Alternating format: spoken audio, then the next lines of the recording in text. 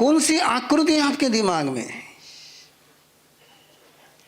तो मैं रावण की बात कर रहा था। रावण ने सलाहकार परिषद को बुलाया, बोले क्या करे कि सीता वश में हो जाए।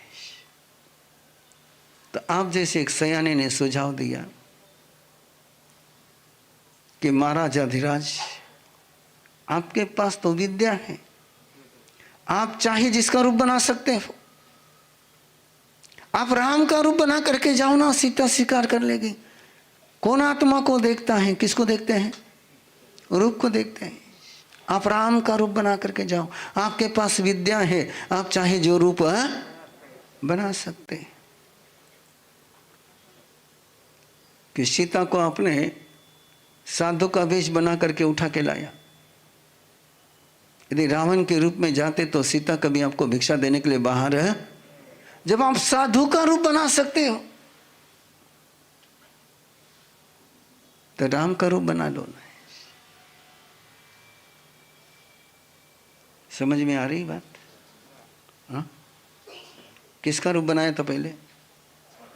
साधु का। अब किसका बनाना है? किसका रूप बनाना कठिन है? क्यों? कारण साधु का ड्रेस काम में चल जाता है। साधु का ड्रेस काम में चल जाता है। थोड़ी सी भगवा कपड़े पहन लिए, गले में माला लटका ली, थोड़ा सा भस्म लगा ली, और यही बनाकर रावण गया था वहां पर। और उसमें सीता ने उसको साधु समझ लिया रूप को देख करके। अब राम का रूप बनाने की बात है। और रावण मुस्कुराया है। बोले क्यों मुस्कुराए? बोले तुम्हें पता नहीं उस विद्या का सूत्र क्या है। जिसका रूप बनाना होता है उस रूप का ध्यान करना होता है। जिस रूप का निर्माण करना होता है उस रूप का, उसकी आकृति ध्यान में लानी पड़ती है। बोले क्या दिक्कत है आपको? बोले दिक्कत तो वही तो है। जैसे राम की आकृति का ध्यान करता हूं राम का रूप बनाने के लिए, मन में से परस्त्री की वासना गायब हो जाती है।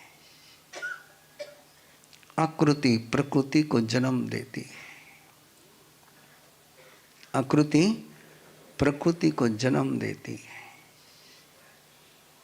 इसलिए चौथे चरण की बात मैंने अब आपके साथ शुरू करी। संस्थान विचय न आज्ञा शब्द है, ना अपाय शब्द है, ना विपाक शब्द है। केवल शब्द किसका है?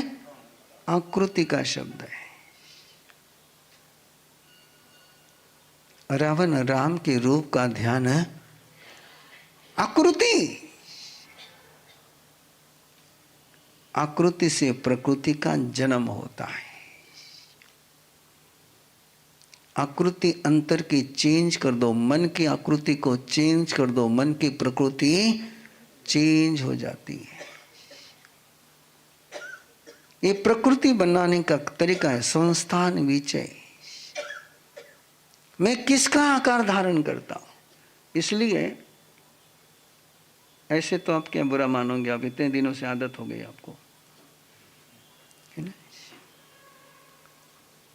एक बार जितने भी आपके स्तोत्र पाठ है और जितने भी आपके आगम है, एक बार आगम को उवाई सूत्र को उठा करके देखो। और उवाई सूत्र में तीर्थंकर के नक शिखांत वर्णन है।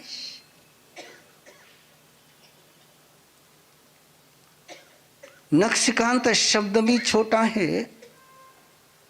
उनके पगथली में कैसी लाइन है, कैसी रेखाएं हैं, हाथों की रेखा कैसी है, पांव की रेखा कैसी, दांत कैसे है, होठ कैसे है, नाक कैसे है। किस लिए सारा जिक्र किया?